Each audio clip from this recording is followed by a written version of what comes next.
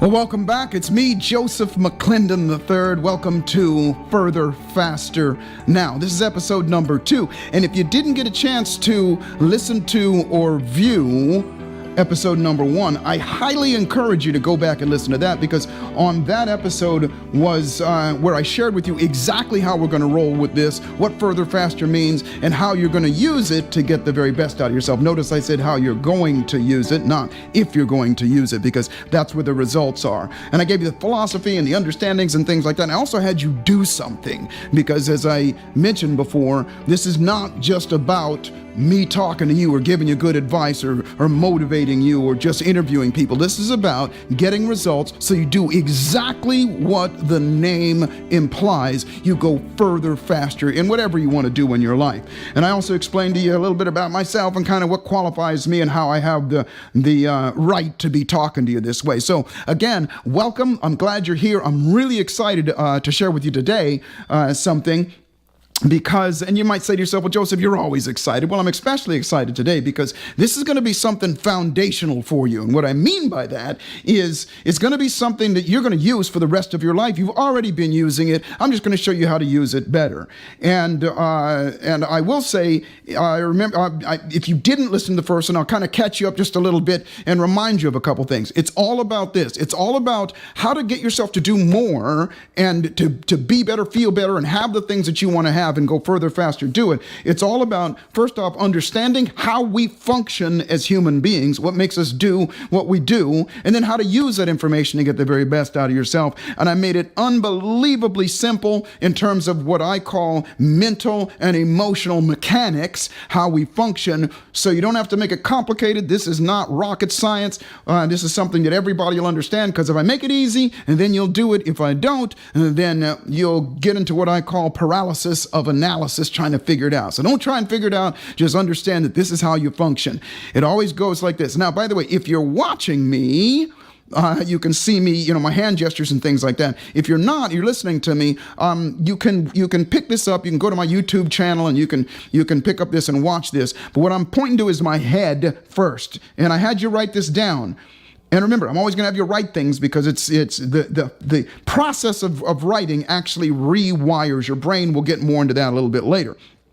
And so I'm pointing to my head and I'm saying, it's as we think, so we feel. And as we feel, so we do. And as we do, so we have. And it's that simple. That's all I want you to get. That's how you function as a human being. Whatever you think will cause you to feel a certain way, and that feeling will cause you to do something, and that doing will get you a result. So if you're thinking awful things, if you're thinking fearful thoughts, if you're thinking crappy thoughts, if you will, then that's going to make you feel that way, and you're not going to perform as well as you could. And again, I know this is basic, and if I'm a psychologist, and oftentimes I'll think, oh gosh, this is too simple. But listen, again, I need it to be simple so you get it, so you don't have to be complicated. You just go for it and make it happen, because it's the do that gets the results. However, conversely, or alternatively, if you're thinking great thoughts about yourself, about the world around you, and about other people, and then it'll make you feel better. And if you feel better, then you'll do more and you'll have better results. Plain and simple. You got that. So today and by the way, just so you know, the thinking process is nothing more than the words that you say to yourself on a consistent basis, or even in the moment, and the images that you make. The pictures that you make in your mind. That's all there is to it. The thought process is nothing more than the words that you're saying to yourself, unconsciously and consciously, because sometimes, most of the time, we're not even aware of the stuff we're thinking of. It goes by. But whatever words that you're using and the meaning that you've given to those words will cause you to feel a certain way. That's what we're going to talk about today. And then whatever pictures that you're making in your mind will cause you to feel a certain way. And we already talked about it. Your feeling will cause you to do different things, cause you to do or not do, which is doing, and get those results. And then that'll cause you to do something, which will get the results. So having said that, I'm going to talk about a very specific thing today. It's a little controversial, but please stay with me, because when you hear what I'm going to talk about, you may get turned off to it. But stay there, because I promise you don't know what I'm talking about. I promise you that this is going to be so important to you. And it already is important, because you already use it. And so I'm going to talk about the thought process, one word. And it's a word that is extremely controversial. And by controversial, what I mean is this. is that it causes people, different people, to react certain ways. It causes you to react in specific ways, even if you don't know it or not. Meaning, it's a trigger for people to feel good, to feel bad, to feel upset, to feel excited, to be motivated, to whatever. But I'm going to show you how to use this word to instantly cause yourself to feel good so that you'll do more, so that you'll get better results. Are you ready for it? Here's the word. Wait for it. It's the F word. That's right. Now remember, stay there, relax. It's the F word. You may not use it all the time, but I guarantee you have, and I guarantee you have a meaning behind it. And I guarantee that meaning causes you to react, respond, and do something a certain way. And respond means sometimes not doing anything at all. Maybe just something that just blows by you, but I want it to mean something to you. And so I'm going to share with you, and as I said before, everything that I do has a reason and a purpose, and I'm not always orthodox, meaning I don't always do things in a way that that makes sense to you. You know, it's kind of wax on, wax off, Karate Kid kind of thing. I'm going to have you do some things, and inadvertently it's going to cause you to get a result. And so I want to talk to you about, so as I said before, this word, it's controversial, and you have this word, you use this word, matter of fact, you use this word more than you know. And some people use it, it just rolls off the tongue, and they think nothing of it. Some people think very carefully before they use it. I'm going to teach you both, to use them both. Now I'm going to share with you this. I'm a parent. And I have a son. He's 12 years old now, and I taught him this word when I first introduced it to him when he was about 4. And then I taught it to him in a way that he remembers it for the rest of his life when he was 6 years old. And how I taught it to him was I did something called SEE, significant emotional event. And what that means is, in psychology, what that means is the things that impact us the most, or the things that that we remember the most, and that we do something about it and become part of our behavior. And the things that we remember the most are the things that happened when we have a higher level of emotion going on, a significant emotional event. Something happens and you were excited or you were scared or whatever, and that thing that happened is what you remember. And so not always, but I do this with my son so that he learns these things deeper. And so the way that I did it, and you can utilize this tool as well, is, said differently, create emotion when you're learning something or you're teaching something, and it'll go deeper.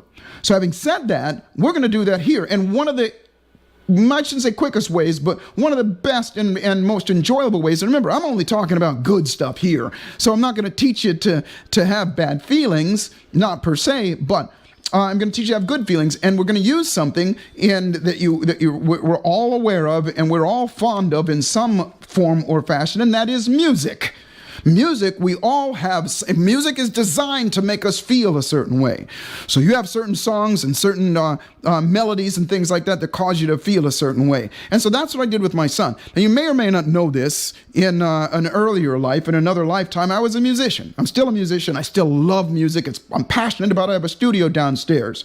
But in the early 90s, that was my passion. That was my goal, was to have a recording contract, and I did. I had a recording contract with CBS Records back in the early 90s as a singer-songwriter, and I made some albums, made some songs, and I came away from that experience with the skill of writing songs. And I still love to write songs. I still love to play. But anyway, so I sat my son down and I said, hey, listen, let's write a song. Let's do a song together. And I said, I want you to sing the song. And he said, okay. And this was, this is our very first music video we did. And by the way, if you're watching me, you'll see the link there, and you can go watch this video after I tell you about it, and you'll get the crux of it. He does a much better job than I will do. I'm not going to sing it to you, but I'm gonna share with you the lyrics because and you can watch it if you can see it there. But if you're not watching me, if you're listening to the podcast, you can just go to my YouTube channel, Joseph McClendon, and it's in my video library, and it's called The Wizard. And so I'm gonna share with you the lyrics to this song, and I want you to think, meaning give meaning to it, and I want you to figure out the F word, okay, and what it means, and then I'm going to show you how to use it very, very simply. to get some great results. Okay, so the song is called "The Wizard," and within these lyrics, you'll be able to determine. And I want you to use your brain as you're listening to this. This F word, and what it means and how to use it. Okay, and then again, we're going to go into some technical about it. So here we go. I'm just going to read it to you. I'm not going to sing it to you. So it's called "The Wizard." It says, "I was running through the forest without any plans when up jumped a wizard with my soul in his hands. He said, 'Listen up, boy, I got some bad news. We're going to play a game and you're going to lose.' He said, 'Guess my riddle and I'll set you free. And all your desires I'll lay at your feet. But if you get it wrong, I'll take your soul and I'll bury it deep in a bottomless hole.' And then he jumped back and he started to sweat. And he spit out these words that I'll never forget. He said, 'It's always the spark that starts the flame. It's always the cause, but not the blame. It's never around when you quit the game. What's my name?' Now I thought to myself, should I be scared? And then I remembered something my daddy once said. He said, if you got a battle and you got to win, decide you're the victor way before you begin. Dig down deep and leave nothing to chance and get all of your senses to come to the dance. Now this old wizard may have my soul, but it's times like this that legends are told.' He said, 'What's the matter, boy? Cat got your tongue? Or have you already given up before you've begun?' Then he said it again. 'It's always the spark that starts the flame. It's always the cause, but not the blame. It's never around when you quit the game. Tell me, what's my name?' Now, he said, 'Speak up, boy. I ain't got all day. Tell me your answers, because I'm tired of waiting.' Then he starts to laugh, and then I realize that ain't no wizard. That's the devil in disguise. Then I starts to smile, and he starts to sweat. I said, 'Listen up, wizard, I ain't done yet. You think you got me, but with all of your hating, you picked the wrong fool. Your name is Satan. So take your creepy, crispity self and blaze a hot trail right back to, well, you want the answer? What is always the spark that starts the flame? And what is always the cause but not the blame? What's never around when you quit the game? Ha! The answer is faith. F-A-I-T-H. That's the F word I'm talking about. I fooled you. Now again, once you get to know me, you'll know why I did this and took you through this whole journey, because now you got it. The word is faith. The F word is the faith. It is a word that is, yes, controversial, because everybody it's a trigger for somebody, whether you know it. It may be a big trigger for you. It may be a little trigger. You may not even know it. But I'm going to show you how to make it a trigger that causes you to feel good. Because, as I said before, feeling good is going to produce good results. Got it? And this is the foundation of how we function as human beings. Faith, it truly is. Faith. That's the F word. That's the word that you need to use more and feel good about. That's the F word that you need to project onto others, project it into your life, project it internally and externally. Faith.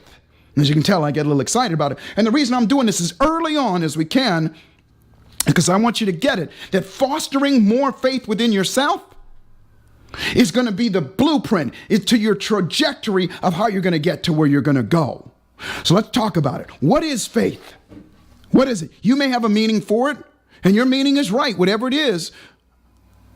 But I'm going to give you a meaning. I'm going to, hopefully a meaning that you can use and adapt to this. And remember, and this is not the end all and be all. Everything that I say is not the gospel.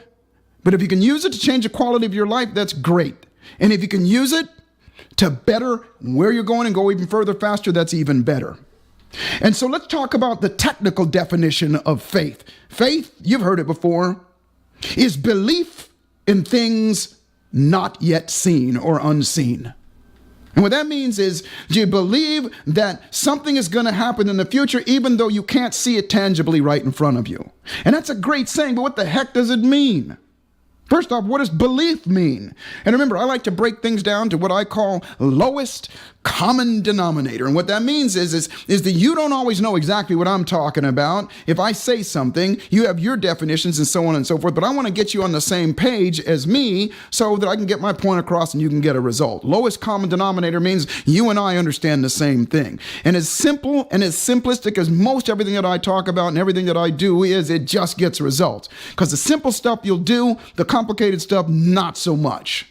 So simply put, faith, my belief or my understanding, and this is the understanding I want you to get of it as well, and kind of adapt this and make it your own for a little while. Faith is, yes, it is. It is belief in things not yet seen. But what is a belief? So I say it like this: faith is the feeling or the emotion of certainty about something happening in the future. Let me repeat myself. Faith is just an emotion. It's just a feeling. And it's a feeling of certainty about something is going to happen in the future. You have so much faith that most of us, 90% of us, 99% of us take it for granted. And what I mean by that, because you may be thinking to yourself right now, because if it's a trigger that you go, gosh, I don't have faith. I don't have faith that I'm going to do this, or I don't have faith that the world is going to work out okay, or that I'm not going to be broken in the future. I don't have faith that I'm not going to have, some sort of disease that's going to take me out early or whatever. But I'm going to tell you, the way that we grow is not jumping to something. It's step by step. Yes, we can go those steps much, much quicker, but it's always success is built on success. What does that mean? You didn't just stand up and run when you were a baby. You stood up and you fell over. But then your baby brain went, wait a minute, I stood up. Let's do it again. And you stand up again, and you stand up again. Then you take a step, then you take another step. And your brain every single time is having a conversation going, you did it, so you can do it again. You did this, you can do it again. You did this, you can do it again. And that starts to turn into faith that you can do it again. And what I mean by that is you have an unlimited amount of things that you can do, that you believe about yourself and about the future that you don't even think about. You don't think that you don't remember that you can tie your shoes or drive a car or ride a bicycle or write your name or any of that stuff. You have faith about that. Do you believe that you can do it in the future? The answer is yes. So given that process, if you will, that system of a little bit at a time or steps, I'm going to show you how to have more faith a little bit at a time and then how to speed that up. Now remember this, the thought process is nothing more than the words that you say to yourself and the meanings that you give to those words. So I'm going to give you a meaning and I'm going to give you an assignment, which, by the way, every time I talk to you, I'm going to have you write something down, and that's no different than here as well. And I want you to, if you would, please comment back in the section below and tell me what you think, and you can write some of these things down and tell me what you're getting out of this. And you can also, and thank you so much, because so many of you have told me the things that you want me to talk about, which, by the way, this was one of them. How do I have more faith, Joseph? And that's why this came about. And by the way, so much of it, this is the reason why I talked about it first. So I'm going to have you write some stuff down. Now, the last thing I had you write down, I had you write down 5 things that you want to change. And then I said 5 things that you like about yourself or that you're good at. Now, set that aside because we're going to do something with it. And remember, every time you write, the writing process is the rewiring process of the brain. The searching process there is the growing and the rewiring of the brain. So that's the reason I have you do these things. So here's what I want you to do. First off, I'm going to give you the definition or what we're going to do with this word faith. I'm going to give you very basically what I want you to, in the very beginning, to give a meaning to this word. And if you can write this down now, write it down. I want you to write faith, F-A-I-T-H, equals joy. Faith equals joy. Now you might mean to yourself, well, Joseph, how does that make me believe? Don't worry about that. Remember what I said. If you come into my office and you got a fear of dogs, there's going to be a dog in my office. And the reason being is because we're going to deal with it in a way that you have not necessarily dealt with it before. And that's the same way we're going to do it here. So all I want you to do is write faith equals joy. And the reason we're doing this is I want you to have the feeling of excitement and joy when you think about faith. Let your brain do the rest. It'll do the rest. Now, here's how we learn, very, very simply. Anything that is repeated will become a habit. That's it. That's how you learn. If you learn something over and over again, if you do something over and over again, it'll become a habit. Matter of fact, there's an old saying, and the saying is that repetition is the mother of all skill. In psychology, we call it conditioned response. Anything that is repeated will become a habit. And that's the way that it is. So that's the same with this. And it becomes unconscious. So riding a bicycle, driving a car, anything that you do right now, it's because you've done it over and over again and you have faith about it. So it's going to be the same with this, as simple as this is. And again, simply simple, I'll name the game. So I'm going to show you how to associate faith to joy. And that's all there is to it. That's all I want you to do, because joy, wouldn't you agree with me that when you think of faith, joy is better than any negative feeling or any ambivalent feeling or that you may have? The answer is yes. And then you can add to it as well. So I'm going to give you an assignment, but first here's what I want you to do. I want you to understand. And by the way, that is our next topic that we're going to talk about, is what is the father of repetition. If repetition is the mother of all skill, then what is the father? Then what is the father? The father, and what I mean by what is the father, is what enhances it. The father of skill is praise.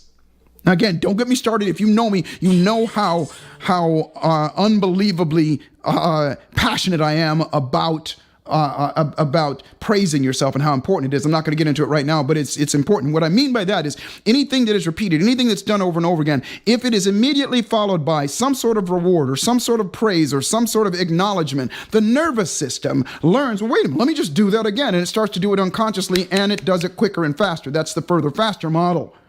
Anything with a nervous system, you know this, anything with a nervous system. I don't care if it's a chicken. I don't care if it's a squirrel or a lizard, whatever it is, anything with a nervous system functions exactly like that. If it does something and it gets praise, then it immediately latches onto that and does more of it. That's the way that it is. And again, this is a topic that I can go on and on about. If you know me about shaking that ass, doing all that stuff, you know how I roll about that. I call it the achiever's wound, or the achiever's fatal flaw, that we beat ourselves up. So here's what you're going to do. First off, here's your assignment. I want you to make a list of everything that you have faith in. And when I say faith, that you know is going to happen. And don't go, for the fantastic and all the big things. I want you to do the little things. All you can do is write it down. I can tie my shoes. I can ride a bicycle. And I want you to rack your brain, and I want you to write down any and everything that you can think of that you have no question about, that you have absolute certainty about. That you can do it now and that you can do it in the future. Because remember, the remembering process, the searching process is the rewiring your brain. I'm going to wake up that part of your brain that's probably been asleep for a while. And then all I want you to do is you can write it, and in the process, and by the way, I always want you to take 5 minutes to do this. You're going to do it for like 5 days. 5 days, 5 minutes a day. And, if you're really excited, you're really ambitious, you'll do it, 10 minutes. You'll do it more. Write down any and everything that you can think of that you have certainty about. That's it. Any and everything. I have certainty about, like I said, any skill that you already have, playing guitar or cooking a great meal or making love or whatever it is. And remember, we're going to use this later to cancel out the stuff that you don't have faith about. So faith equals joy. What does that mean? How do we employ the further, faster model? Is this: when you're finished, at the end of it, I want you to look at that list and put a big smile on your face. Why? Because the smile, just so you know, releases chemicals inside your body that praise you. So you're going to write, and by the way, go ahead and be selfish about it. As you're writing it, when you think about that, put a smile on your face. By the way, every day, something new. You cannot repeat. Don't go back over the list. At the end of 5 days, you should have a couple pages worth of stuff. And rack your brain. Don't think that, well, I can't think of something, whatever it is. Even the fact that you can write. When you run out of, fantastic things, write the simple stuff. Anything that you can do, because that you already have faith in. We're going to foster it in you. That is it, ladies and gentlemen. Now, I try to keep this thing at right about 22 minutes, and I'm right up on that mark right now. And I promised, no, I didn't promise. I said I'm going to try and keep it down for those of you that are driving. But let me reiterate. Faith, the F word. Remember, as I said in the song, faith is always the spark that starts the flame inside you. Faith is always the cause for anything that you're going to do, that you get a great result with. It's always a cause, but it's not the blame. when you do something wrong. It's the lack of faith. The lack of faith is never around when you quit the game. You don't believe that you're going to win. So this process is going to help you foster and build more faith. So hope you've enjoyed this. And remember, write it down. You can send me some of the stuff here. If you're listening to me, go to my YouTube channel, or however you can listen to this and watch this. And as a matter of fact, watch the video so that you'll see that. My son does a great job of getting it across, and so you can have a significant emotional event. And remember, life is exactly what you dare to make it, and fortune favors the bold. So the trick to life is just to boldly step up and dare to make your life magnificent. I'm Joseph McClendon III. This is Further Faster, and I've been the best host ever, and I will see you at the top. Peace.